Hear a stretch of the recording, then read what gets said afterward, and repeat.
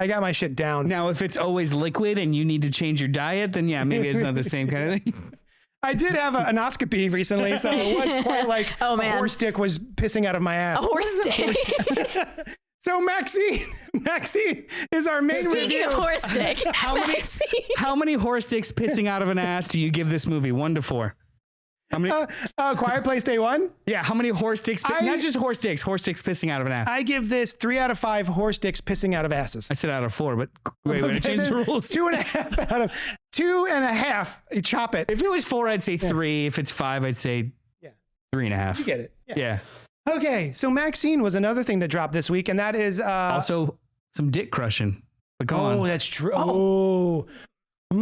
Oh God, there was. Written and directed by Ty West, starring Mia Goth, Elizabeth Debicki, Kevin Bacon, and Giancarlo Esposito. This is the third in a trilogy by Ty West, which started off with X, and then became, they gave us the prequel, which was called Pearl, and now this is wrapping up that trilogy with Max, with three X's. Maxxxine.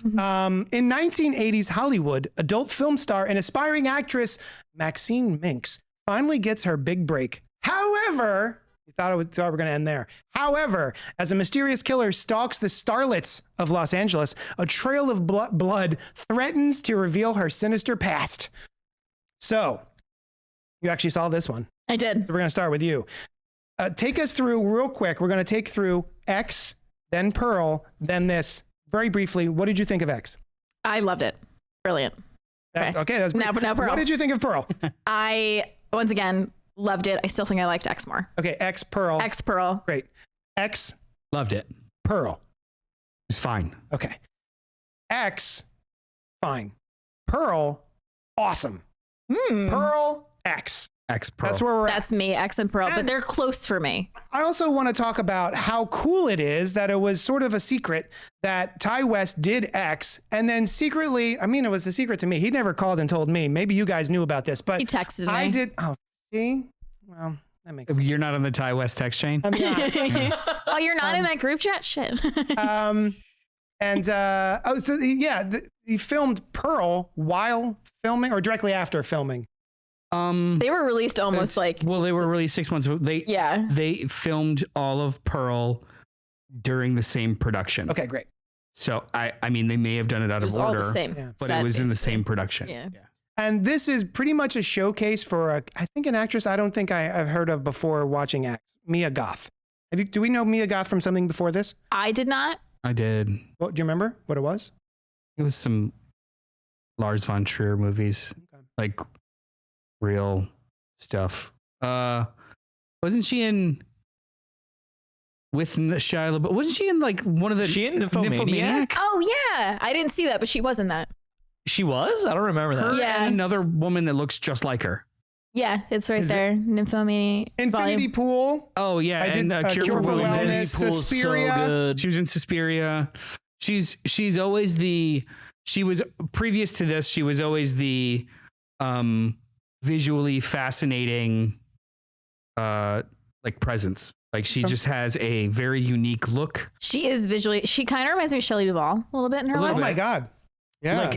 Like she's beautiful, but she's also very unique looking. So Yeah. like she would be It's cast, not like cookie cutter. She would be cast in things where she like maybe is just the creepy girl or is this or just staring there or like I've seen her in stuff before. When I was doing my makeup for the show, I did think about... I can Maxxxine. block out my brows and like make it look like I don't have eyebrows. I did think about doing that because she has like the very like thin blonde eyebrows, but I didn't have the time or commitment. to that. They are barely there. But But it whatever. looks so good on her. Oh, like her. Yeah. And so where were we at? What happened? Oh, What's you. going on? Yeah, the ranking of the movies. You were Oh. ranking the movies, and then we were saying we've never seen Mia Goth in anything except you. Okay. And also she played 2 characters in the first movie. Yes. Yeah, and then 1 character in each of these films. Yes. What did you think, Alice, of Maxxxine? I had a really fun time. I really enjoyed it. I did very much enjoy it. It's my least favorite of the trilogy. No. I'm on the same boat as you. I'm glad I saw it, but the movie's a bit of a mess. It's like 5 or 6 different things at once. All of them I enjoy individually, but just seemed like by the end of it all, I was like, I'm glad they made this. Mm-hmm. But yeah. You told me earlier you're not going to watch it. You're not going to ever watch it. I will probably never revisit it. Yeah. See, I'd probably rewatch it. X I'd watch again. I'd do a trilogy rewatch, but I'd start with like Pearl this time. Yeah, my feelings on I finally watched Pearl a couple weeks ago for the first time. I loved X. I thought X was fucking amazing. Mm-hmm. Filled with characters that I really cared about and I thought was really good, and it was just so. It was fun, but also like X felt dangerous. Mm-hmm. Nothing was ordinary or safe, but it also wasn't supernatural or crazy. It was just really good, tight, put together. Pearl was like really, really good filler, like good backstory that I didn't really need or ask for. Mm-hmm. But she was great. Like it was just a showcase for her. Mm-hmm. There was 4 or 5 huge sequences in Pearl that were just about how good can Mia Goth be. Like they literally just didn't take the camera off her. Yeah. Which is great. It was like a play. But as a movie, I was like, okay. Yeah, I felt it's fine. The opposite. I thought that the first one is, I've seen so many, hundreds of slashers over the decades that I was just like, this is a pretty by the book slasher movie, except, oh, isn't it gross that there's an old naked lady? And I thought, you know, it was like I liked that. It was but I mean, they use her as like, oh, it's gross and funny. Oh, she's naked and old. I wouldn't classify it as a slasher, but I hear what you're saying. And I just thought it was good. You know, I heard all the hubbub, and then I was like, I don't know what all the hubbub's about. Side conversation, really quick. Yeah. How would you define a slasher? I'm going with the Cassie Hack. Oh no, I'm just talking about people are slashed a lot. Yeah, there's a killer. But, like those are slash flicks, but a slasher is a killer, like a singular killer. A character who is a slasher is that a slasher film? Yeah, a slash flick. Yeah. Mm. I call movies like that slashers. Yeah, I'm referring that's what to I call the movie, slashers. not the character. Because like that's interesting. That I want to. Yeah, you should. Are you not reading Hack Slash? I have been. Yeah, I'm a little behind on it, but I haven't read it. Anyway, sorry. But wait, I had a side. Just throw me off. Note about X, and one of the reasons I liked it so much is it's like everything I love about horror, and like even some of the tropes. But the tropes, I don't know if this was intentional or not. Some of them get like flipped. Yeah. So. And I realized this when I was watching it and my mom walked in and it was a part when Mia Goth was like swimming naked in a lake. And she's like, oh, she's going to die. Like in every horror movie, like the naked lady swimming by herself is going to die. And I'm like, no, she's not.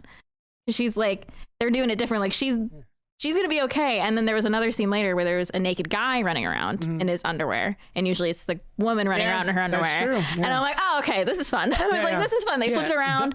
We were talking about this in the shop earlier today. Like the reason why I think I affectionately enjoy X more is because I gave a shit about those 5 main characters. Yeah. All of their stories were interesting enough to be their own thing. Even like the main producer had a facade that was broken and was really interesting. The main actor, Kid Cudi, you'd think that he was like such a this, but he really was just like, yeah, I just want to help you out, bro. Like he was just really cool. Yeah. Like I gave a and like the sensitive kid ended up being like the most toxic. Yeah. I gave a shit about how that was going to go down. I agree. So when it all went belly up, I was invested. With Pearl, it was just, I already know you're crazy. Yeah. This is just a showcase on how well you could show me you're crazy. And after a while, I was like, okay, that's cool. Yeah. Like watching an acting showcase. Yeah. Really, really cool. Doesn't fill me with anything narratively. It's just cool. I like it. Will I revisit it? Probably not. You know, it kind of, as you were talking, it kind of reminded me of In a Violent Nature. Yeah, same thing. Which a movie I haven't seen yet. But the conceit of the film is that you're following a slasher instead of following the kids he kills. And this to me is sort of that. It's just you're following the villain. Not so much their, I guess, Pearl, kind of their, Pearl, kind of their origin story, her origin story, but you're not really there to give a crap about the people she's killing, but you're just there to hang out with Pearl and find out how this is going to go. Yeah. And just because I have seen it in a violent nature, and just like that, I got real bored with it. Because like the concept and the conceit is really, really cool. But for me, when I don't have some sort of character arc or emotional investment, it's just. Do you not think that Pearl had a character arc? She did. Oh. But she was the aggressor. Yeah.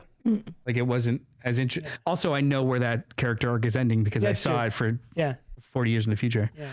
Anyway. So it was, there was no surprise. It was just like, oh, we're going to go to the next one to kill. Now we're going to go to the next one to kill. She's probably going to kill that one too. It was just. Yeah. Oh, yeah. I mean, anyway, Maxxxine. Yeah, I wasn't surprised that she murdered people. Maxxxine. Oh, yeah. You said it was. I enjoyed it, but it was probably your least favorite. My least favorite of the trilogy. I thought it was a little bit of a mess. Yeah.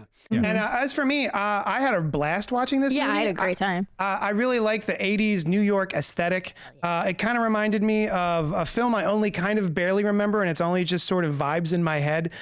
Angel. Yeah.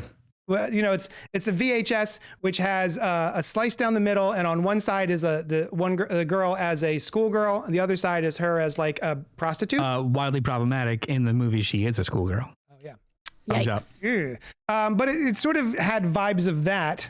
Yeah, I think VHS case. I think if I'm not mistaken, last season on The Last Drive-In, they did. Oh, did they? Yeah, both of them, 1 and 2, or only one. I don't know. I don't remember. But yeah, they. Yeah, so it's still in the zeitgeist. I had a blast with this. I thought the kills were really fun. I just felt like the reveal kind of sucked the wind out of the sails, and we're not going to spoil it until we get to spoilers. Yeah. But the reveal took the wind out of the sails for the whole story for me. Oh, the whole story. It was like, well, I mean, the whole experience. Okay, because it made sense in the story for me, but I saw it coming because it made sense in the story. Yeah, I was impressed that you saw it coming. So... Yeah, that was cool. It didn't work for me. Not because the dots didn't connect, just because by then I think I didn't care. The movie is so pretty though. Like it's really well done. Beautiful. Like they capture the aesthetic really well. There are so many like little intricacies in this movie that I think are really fun. Like just how technology in 1985 works, which you see stuff now that depicts the 80s, like Stranger Things and whatnot, but that's just a sheen, not like how they actually talk to each other and how things aren't easy or how they are, like, you know, just the idea of having to have an extra long cord on your landline phone, because if not, then you wouldn't be able to move into another room, is just a detail that I don't think people really know unless they lived it, which I think is really cool. And I actually liked her attempt to be a movie star. I was actually kind of invested in that. Oh yeah. I thought that was actually a really good side story. That journey was cool. But also conversations with the director, while a little on the nose, I still was like, oh yeah, that's kind of fun. But I also think in the third act, most of that was abandoned. I think the movie falls apart after the junkyard scene. We gotta talk about Kevin Bacon. Oh yeah, Kevin Bacon's the best part of this movie. The MVP of this movie. I love a sleazy Bacon. Sleazy Bacon. He's so delicious. He was having so much fun with this. Yeah. He was a cartoon. He literally was running around and like his legs were. He's run. He's Foghorn Leghorn. Literally. I was about to say like Glass Onion. Oh, I guess so. Like he's maybe sort of like that broad of a shitty racist version of it. Sure. Yeah. But he's like doing that broad sort of kind of character. We'll have no Ryan Johnson slander in this podcast whatsoever. All right, let's move on to spoilers for Maxxxine. In 5, 4, 3, 2, 1. Holy shit, guys. They smushed him. They smushed Kevin Bacon. I looked at her and I was like, holy shit. We both thought, I was like, it's a scare tactic. They're going to stop. Nope, they're cute. They fucking smushed him. They smushed him. I loved it. I loved that they smushed him. But okay, so this movie, and I didn't quite see it coming. This movie has a couple of different vibes going. I think it's got the 80s sleaze, but then it also has this sort of tongue-in-cheek fun element to it, which I think is something like the smushing. And then also, what are agents for? like obviously that's played for a laugh. You know? And I was like, what? What does he do? How does he do this for a living? You know what I mean? Giancarlo Esposito and his wig, like obviously there for laughs. Yeah. So I thought that was kind of fun that way, where it did sort of balance the sleaze and the serious killings, but also had a fun sort of tongue-in-cheek element to it. And I want to say the things that I didn't like about this movie are, unlike X, all of the tropes were like, I was like, oh, those girls are going to a party alone. They're going to die. Like, it happened like 4 times. Yeah. And they're going to, oh, that girl's going to a party alone. She's going to die. And like, and she has like a reveal.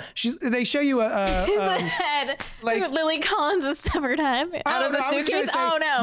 You had Maxxine, the main character, putting it all together. In a montage of memory of like, oh, you saw it all clicking in her head, and I'm like, you guys are banging on like the door of the problems I had with the movie, that I think it was a tonal mess. Like it wanted to be 4 things and couldn't commit to one. The crushing scene is where I did kind of check out, like, because it was shocking because it was supposed to be a scare tactic, and then they just kind of kept doing it and crushed him. My first thought was, cool, there's a half hour left and you got rid of the best character. Nice. Second, why? And then the reveal of it just being like, what are agents for? I was like, what universe that was created in the previous hour and a half makes that the response from all of those characters? The movie just changed.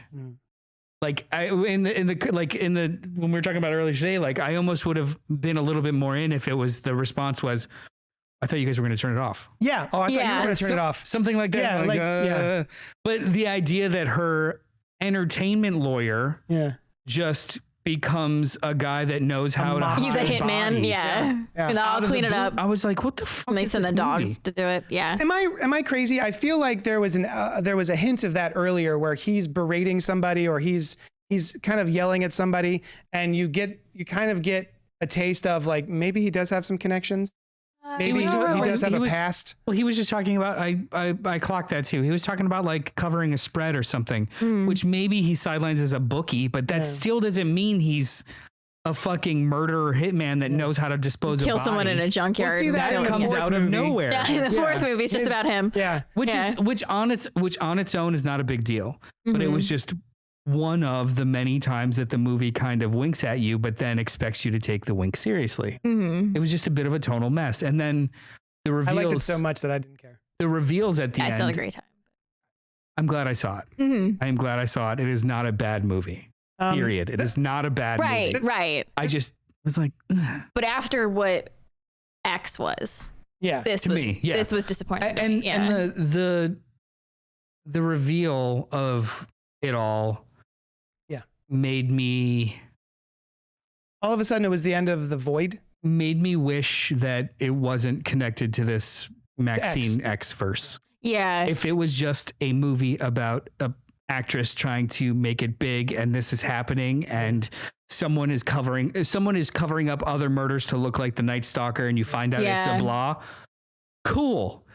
To, in my mind, inorganically connect it to 2 other movies with a character that isn't a part of this now, which is the Pearl character, was just so ineffective. Yeah. I was telling you about this after we saw it. When I first saw the trailer, I was nervous because they were going heavy on the Night Stalker plotline. Yeah. And I tend to have an issue with shows and movies. Iran's original. No, that is the Golden State Killer, aka Joseph D'Angelo. Yeah, this is Richard Ramirez. Yeah, but Night Stalker. East Area Rapist, original Night Stalker. Yes, he was before, but they renamed him after. I watch a lot of documentaries. Yeah, I have an issue with certain shows and movies bringing serial killers into their plotline because these are real people who murdered real people, and it's sensationalizing. Exactly, tragedy. And I get people are curious. I work in a freaking morgue. I got so curious about death that I made it a career. But I tend to have it like I enjoyed American Horror Story 1984, but they had a whole plot line with Richard Ramirez and they made him like a supernatural entity type thing. And I'm like, I'm not into this now. Like I'm not about this. How did you feel about the actual movie Zodiac? Because that functions as I liked Zodiac. No, but like to defend your stance. Yeah. That doesn't sensationalize anything. And the entire movie is the fact that they don't fucking know. Yeah. And Like, that's also the like movie. the true, like kind of a true story. It's like that person's The journalist. the journalist's story detective, about it, where like this would have been like putting it in a fictional world and like, but so I was kind of relieved when I realized along the way, I was like, oh, it's not actually him. Right. And they're just trying to cover it Are up. we Like, going to reveal who it is? yeah, we're in spoilers, right? It's the dad. It's the super religious dad who we see at the end of X, like ranting and raving about his sinning daughter. We did? Yeah. On the TV. Mm-hmm. So the entire Was it during time, the credits? right before. Okay. So in Pearl and Harold's house, they're watching like some religious channel throughout the entire movie. I remember that. And at the end, when they're walking through the crime scene, they like zoom in on the TV and it's the dad. And he's like, my daughter, I lost her to the world of sin. This is her. And it's my daughter, Maxxine. I remember that now. And then it was the end. So like once I was like, oh, this is the super religious dad trying to make it look like Satanic Panic. He's taking advantage of Satanic Panic, trying to hide these murders.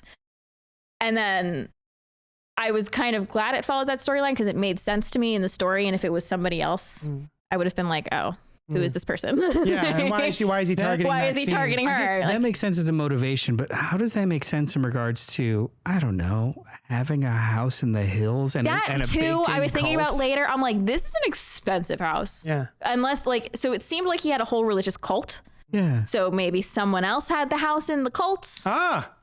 Maybe. and he had a connection. It's just a lot of headcanon to make it fit. Yeah. Yeah. A lot of yoga being Yeah. done to make it fit. You know? But then another thing that really, really bugged me, and I brought it up earlier today, was so we have her about to make a choice. She has to make a choice whether to shoot him or not. Her father. The helicopter knows her name. Yeah. Put the gun down, Maxxine. Like, oh, you could read my jacket? Yeah. Like, oh, fuck, she's nobody. He's a Whatever. huge porn fan. Yeah. Yeah. You know what? That was actually my favorite part in general. Big fan. I love Big your fan of work. Everyone's Yeah, I just love like, your oh, work. fan of your work, big fan of your work. And it was just like a way to like subtly show all the creepos in the movie, in the context of the movie. It also made the air of the movie very unsafe for her, which is nice. I mean, not nice, but like, Great. it was a good vibe.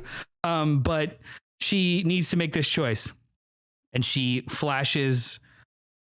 Which we don't know is a flash. Yeah, no, like it cuts and she's in the movie and she found like she caught the killer and helped out and blah, blah, blah. And now she's famous. Doing interviews. And then we cut back. Oh, it was just a reverse. It was an imaginary flash. And she's really about to make the choice. And she makes the choice and shoots his face off. Great. But then that shit happens anyway. Yeah. Yeah. There's no consequence to her choosing to pull the trigger. Of that? Yeah. You could have just had. I wonder if it was just like an editing choice at the end. They're like, oh, wouldn't it be fun if we did this? Because nothing really changes. She could have done that and then just showed us that whole thing and not have to Tarantino back a scene for no reason. I agree with that. I thought she was about to make a different choice or things were going to go differently for her because they are showing us that was all in her head. It wildly undermines the choice she eventually makes. Like, I think it's like armchair quarterback. Ty West is an incredibly good filmmaker. So please, this is just my opinion. I think a better movie is fading to black as soon as she pulls the trigger. Period. Ooh. That's it. Yeah. Don't show what actually happens. You got to see her because Pearl and Maxxine were both desperately want to be stars or seen and noticed, and every choice that they made was based off of how to be that. Yeah. Even the most sick choices. Yeah. So for her to imagine that, oh, if I just kill my father here, it's gonna work. Right. Is its own. Oh, like, I see. reward. Oh, I see. Keep it edited as it is. Keep it in her imagination. And then we come back, she shoots. Boom. Done. Yeah, that'd have been great. But no, we get to see her be fine. We certainly don't need to have that wrap up conversation with her and the director at the end after that. It's sort of like an extraneous ending. I agree. That's a good point. Yeah. I felt similarly about the trailer that was before the movie. Oh yeah, we were talking about which that. was not Heretic. Heretic. Oh yeah. Yeah, there was. It doesn't matter. I thought I'm still gonna see it. It looks good. interesting. Yeah. No, yeah, it did. But like you see the main character, and then you see there's slow pull out of the door, right, of the house, Mhm. and then I was like, oh, please just cut, and then not show us what's about to happen and why this is creepy. Especially with what's his name at the helm. What's his name? Hugh Grant. Hugh Grant. I didn't need any of that other stuff afterwards. Trap kind of looks cool too. Trap looks Trap looks cool. great. Trap looks Trap looks really great. cool. It looks fun. I'm so apprehensive, but it looks fun. Yeah. I don't think I've enjoyed a Shyamalan movie in 2 Glass? decades. No, not Glass. I The one hated before Glass. Glass. The one before Glass. I actually didn't think Split was very good Oh, I either. love Split. I love Split. I haven't seen either. I know, I'm- Unbreakable was great. Oh, I know. I've seen Unbreakable. Oh, okay. Yeah, That's good. yeah. Glass is trash. So yeah. I all said and done, I like to love this whole trilogy. I had wanted to buy X. I wanted to buy Pearl, but I was like, ooh, wait, they're gonna do it. They'll probably release a trilogy box set if they still do things like that. And I'm gonna buy it on Blu-ray because I like all 3 of these movies enough that I will revisit all 3 of them probably several times before I bury myself. Wow. I really, You're really gonna do like, it yourself. Yeah, Like that GIF. I really, really like X. I've seen it, I think 3 times now. I think I'll probably end there. I would like to see Ty West do some other stuff. Yeah. I want to see Mia Goth and more stuff too. Yeah. Yeah. She's so there's a goddamn whole- good in Pearl. There's a whole. It's annoying how good she is. I read about it today. There's a whole lawsuit with her. I just saw that Yeah. What? while we were. Mia Goth allegedly told Maxxxine Extra, suing her for battery on set, that no one will believe you because you're nothing. Yeah, so, then and I might retract Variety my article statement. 2 hours ago. Well, I mean, we'll see. Yeah. But apparently, the background actor was the only one there, and it was a scene where she has to run over the background actor. So I'm assuming it's the cult member in the hills that's dead there after the cops. Also, entire third act is off screen, which I'm like, Oh, fuck yeah. you.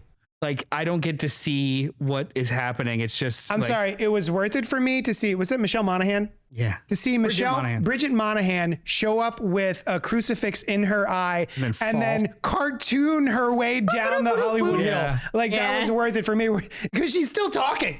She's like, I told you I'd get him, blah, blah, blah, blah. And she just like rolls down. I love that scene. Yeah.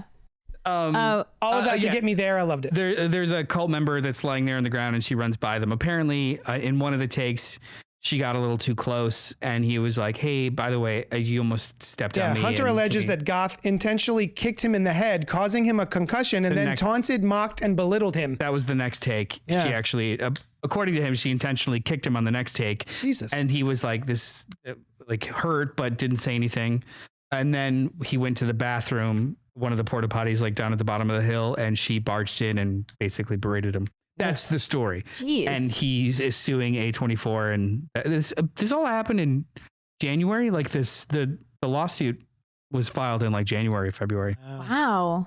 I have no idea. Like, who knows? But I and like, what else is? Can you pull up Ty West's? Oeuvre? Can I bring up one filmography? scene we haven't talked about yet? Go for it. The nut crushing scene. Oh, fuck you.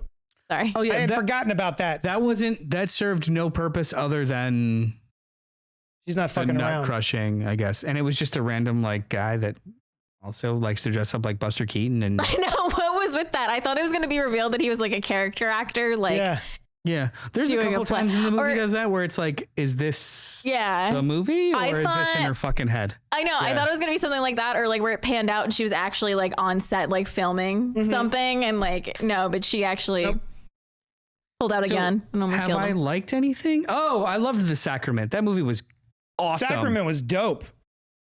I do love The Sacrament. That was Innkeepers, awesome. I didn't finish. VHS, I really liked. One episode of Scream, the TV series. I did watch the first season of that. So did I. Wayward Pines. Outcast, lots of TV. Oh, the Exorcist TV show was great too. I didn't see it. Neither. Great. X Pearl. Tales from the Loop. That was a fun sci-fi show. Didn't he do a Western? Can you go down? This is X, like, In the Valley of Violence. That's right. He did a Western with Ethan Hawke. I think Sacrament was probably his best Sacrament was all around awesome. movie. Oh, I still think of that head scene. Yeah. No, Oh, is that a different movie? that's a different movie. You're talking about the right or rights, or you're talking about the one with Dan Stevens. Sacrament's the one. Oh, this one's yeah. This one's really good. Yeah, we reviewed this on the Cannibal Horror This Cast. is a really good, That really, was really good. eerie movie. It was around the same era as Kevin Smith's Red State, sort of same kind of vibe, cult stuff. Yeah, it's actually a lot of fun. Yeah, you should. This is a cool movie. Yeah. Anyway, Yeah. right? Yeah, these are movies worth seeing. Yeah, absolutely. definitely still worth seeing. Yeah. Yeah, I can't wait to get the box set. We'll see you guys next week, where we're going to be talking about maybe some other stuff. Maybe. Or we Yeah. might just sit here in silence with you all. We're going to talk about Twister? I think we're going to talk about the original Twister from 1996. Yeah. In preparation for Twisters. Multiple. And we're going to talk a lot about the promotional art for Twisters. So many people, so many people I respect have been on Twitter being like, why aren't they looking at the Twister behind them? And it's like, you can see in the mirror, the rear view mirror of the truck they're in front of, that there's a Twister that way. That's what they're looking at. Because it's Twisters. Jesus. Now, I did see somebody who, in retort to that, was like, yeah, but if you reverse the image from the reflection, it wouldn't be in the direction that they're looking. And I wanted to just tell them to fuck off. Yeah. Get off the internet. Carl says Touch grass. Necrotronic is a goofy mixture of The Exorcist, The Matrix, and Hellraiser. It's Man. goofy as fuck, and I hope that you'll enjoy it. Yeah, if we have time, like, we're going to, Yeah, man. We'll do it soon. I don't know if it's Send going to us- be next week, but we'll do it soon. Yeah. It sounds like he wants to send us a package, so maybe it'll be in there. Well, no, it's on Prime. It's made by the Roche Turner brothers, who made the Wormwood films, which are balls to the wall Australian zombie films across with Mad Max. I've seen Wormwood the was first one. dope. The There's- first one I was haven't awesome. seen, but it sounds like everything I love. Wormwood, I forgot about that. That one and Doomsday. Two ones that I sort of put together for some reason. I had to buy X on Blu-ray from Germany because it was only available on DVD here. And Pink says, hey, quick recommendation. I despise Star Trek. I avoid kiddie shit, and I don't like cartoons, but I got a little high and watched Star Trek Prodigy, and it melted my cold, bitter heart. I heard that it's very good. I just haven't had a chance yet. Sounds delightful. Yeah, I jumped on the Star Trek train, but I fell off immediately because of like the bear. Because you were jumping onto Noel's Nicolas Cage train. That's the Cage train. Yeah. You heard the Nickelback. Yeah. I would pay to see Nick Cage play Chad Kroger In a biopic. in the story of Nickelback, but no, not a biopic about Nickelback. A Nickelback versus zombies. No, He just makes an appearance in a different no. movie. He plays Chad Kroger, the real Chad Kroger. Nicolas Cage plays Chad Kroger in a movie about Nickelback saving the world. So it's like a fictional, real thing. What are they saving the world from? Alice would not like that because Nickelback has real victims. I don't know how to. Yeah. And it is disrespectful to the victims of Nickelback to sensationalize their ass music. Oh, I mean, Anyway. you're sensationalizing. I also feel like a ton of people are now going to be like, well, this movie's about a serial killer, and I bet you loved it. I'm like, damn it, I probably son of did. a Like bitch. Zodiac. Yeah. I'm like, oh shit, I did love Zodiac. I'm a hypocrite. No, it's valid. When somebody I get it. fictionalizes or sensationalizes real life stuff, you should feel a way about it. It's I a feel little the off. Okay, Yeah. Zac Efron, Ted Bundy movie, hated it. I didn't bother and see it. Mostly because I found out that the woman who wrote the book, it's based off of Ted Bundy's ex-girlfriend's experience. And she wrote a book about it at one point and eventually took it off the shelves. Netflix was like, oh, this is based on her true story. She didn't know they were doing a movie about it until she saw the trailer. Oh. And so she re-released her book with more accurate information. And up until that point, her name hadn't been released. She released her name. She re-released her book. So I read that. Oh. And it was disturbing. Yeah. Awful. But like, I would rather hear her point of view than... I would like yeah. to see a movie about her story starring Nicolas Cage. Yeah. As Chad As Kroger. her. No, as Chad Kroger. Yeah. All right. Thank you so much for hanging out with us. I guess I'll check out Prodigy. Are you going to do it? I already started. I just haven't continued. Look, we got a couple of things for homework for next week, including now a request. So we'll put it on the list. You know, we can do Star Trek Prodigy, Necrotronic. We're gonna watch Twister, and we want to squeeze a comic in there somewhere. So Probably All-Star Superman. probably. Damn. All right, guys. Thank you so much for hanging out with us, and we will talk at you later. Bye.